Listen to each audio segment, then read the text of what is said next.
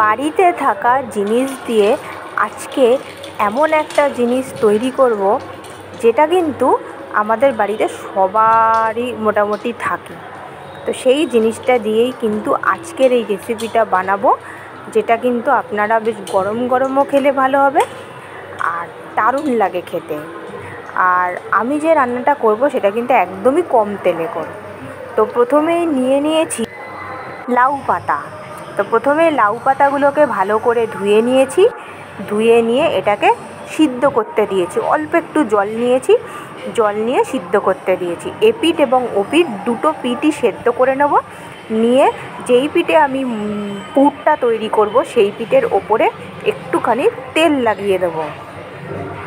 তেল লাগিয়ে দিলে আমার খেতে ভালো হবে সেই জন্য।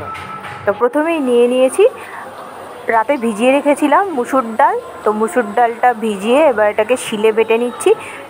আমি আবারও বলছি, শিলে বাটার ব্যাপারটাই আলাদা থাকে। তো আলাদা হওয়ার জন্য আমি শিল ইউজ করেছি। এর মধ্যে নুন, চিনি, হলুদ, লঙ্কার গুঁড়ো, ধনেপাতা সমস্ত কিছু দিয়ে তেল দিয়ে ভেজে নিয়েছি। আর এটাও আমার তৈরি হয়ে গেছে। আর এটাকে ভালো করে পুরটাকে তৈরি করে এই রকমভাবে মাঝখানে পাতার ওপরে তেল মাখানো আছে, আর তারপরেই পুরটাকে দিয়ে দিয়েছি। এর মধ্যে পেঁয়াজ, আদা, রসুন দিলে আরও সুন্দর হয়, তো আপনারা দিয়ে দিতে পারেন। অল্প একটু সর্ষের তেল, পেঁয়াজ, আদা, রসুন বাটা দিলেও সুন্দর হয়, একটু ভেজে দিলে আরও সুন্দর হয়। তারপর এটাকে ভালো করে আমি পাতা দিয়ে করে নিয়েছি, নিয়ে তেল নিয়েছি। তেল নিয়ে তেলটা দিয়ে ভাজা হচ্ছে। তেল কিন্তু একদম অল্পই নিয়েছি, আর এই তেলেই হয়ে যাবে আমার আজকের রান্নাটা। প্লাস তা সত্ত্বেও আবার রান্নাটা আবার তেলটা আবার বেঁচেও যাবে। দু পিঠ ভালো করে ভেজে নেব।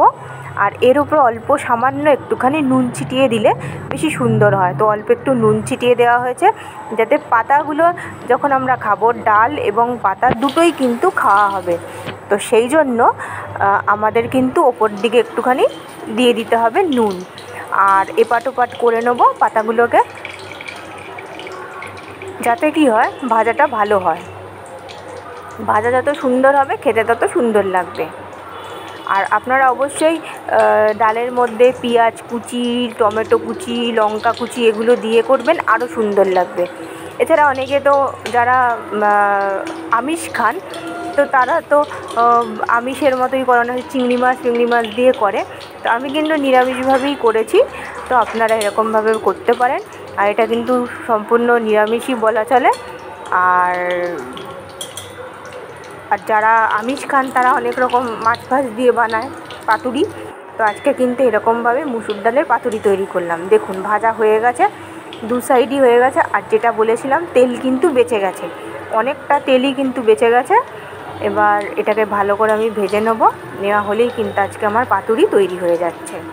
গরম গরম ভাতের সঙ্গে পাতুরি খেয়ে দেখুন কীরকম লাগছে, নিশ্চয়ই জানাবেন বন্ধুরা।